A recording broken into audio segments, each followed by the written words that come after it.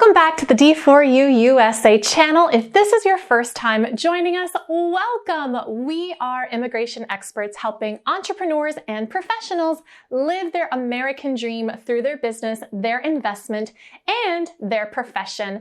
My name is attorney Mari Ribeiro, and I am a lawyer licensed in Florida. And today we're going to be talking about all about the EB1 and how to speed up the process in this application. Now, before we get started, while yes, I am an attorney, it's important that you understand I am not your attorney unless we have a written agreement that says otherwise. So everything we're going to be talking about today in this video is not to be considered as legal advice, and it should only be used for your educational purposes only.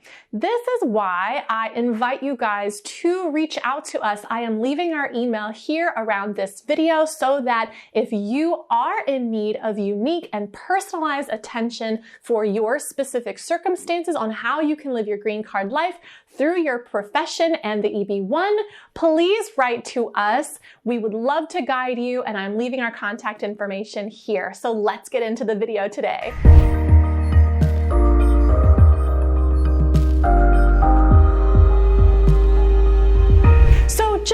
Recap, what is the EB1? The EB1 is an employment-based visa, and it's meant for leaders in the fields of science, in art, education, business, and athletics. Usually, these are professionals with extraordinary ability and can actually prove that they are in the top percentile of their field. These could also be outstanding researchers and even professors who have significantly contributed to their field.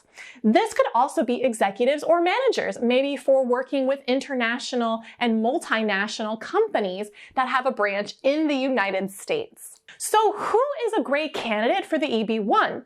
Usually it's going to be people who can demonstrate their extraordinary ability. We want to highlight, underscore, and underline the word extraordinary ability in their field, meaning that they have sustained national or international acclaim. This is a very high standard, and it is only reserved, again, for the people in the top percentile of their field. Usually it's reserved for people who have things like memberships to one or more associations in the field that require outstanding achievement in order for you to become a member. Just an example. Another example for showing your extraordinary ability is proof that you've been published in major publications or in other notable media outlets. Maybe you've even been asked to judge the work of others in your field, either alone or as part of a panel. This is also an awesome way to show that you have an extraordinary ability. Another way is by showing that you have made major contributions or have done work that has had major significance in your field.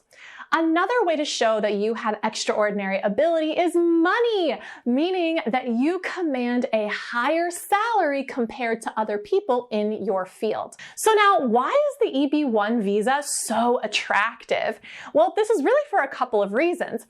First, you don't need an employer to sponsor your petition, and you don't need a job offer from a US-based company, which means that you can absolutely self-petition and don't need to rely on anybody else as a sponsor. The EB1 is also really attractive because it does lead to permanent residency through a green card. Again, another benefit is that your family can also immigrate with you to the United States.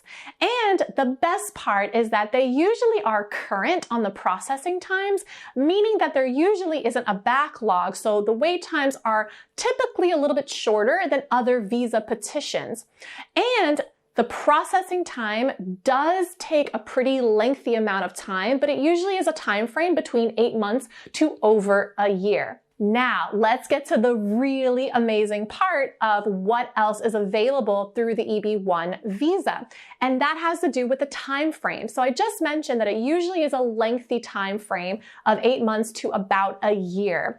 Now, there is an option called premium processing. So this is where you are able to allow for an expedited way for your application to be processed. So while the EB1 may have significantly long wait times, the premium processing allows you to shorten the wait time for your application to be approved. So for example, if you have the EB1 visa, which has a processing time of 14 months, a little bit longer than the time frame I just gave you, if you do decide to do the premium processing, it will allow your application to be processed in as quickly as 14 days. This will be significantly shorter than regular processing times. Do you see what I mean? How amazing this premium processing option is for an EB1 applicant? 14 days.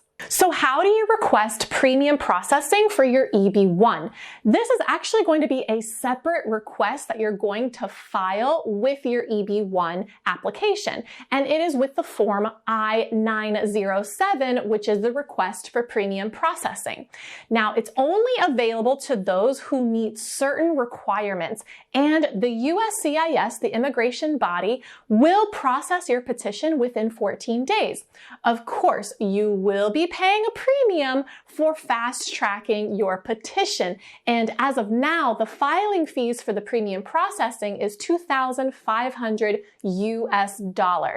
Now, this option also is amazing because it relieves the stress that most applicants have, which is waiting for months on months on months to find out whether or not your EB1 has been approved. Now, it's important to know that not all visas have an option for premium processing. So if you meet the criteria and you want to use an EB1 as a way to move into the United States and be processed within a fraction of the time, it might be a great option for you for your EB1 visa petition to actually file the premium processing. Of course, if you'd like to know if premium processing is the best way to submit your EB1 petition, D4U is ready to guide you. So I invite you again to email us, contact us, write to us, and we are happy to help you live your American dream as swiftly as possible. I hope you found this video helpful, and I look forward to seeing you on the next one.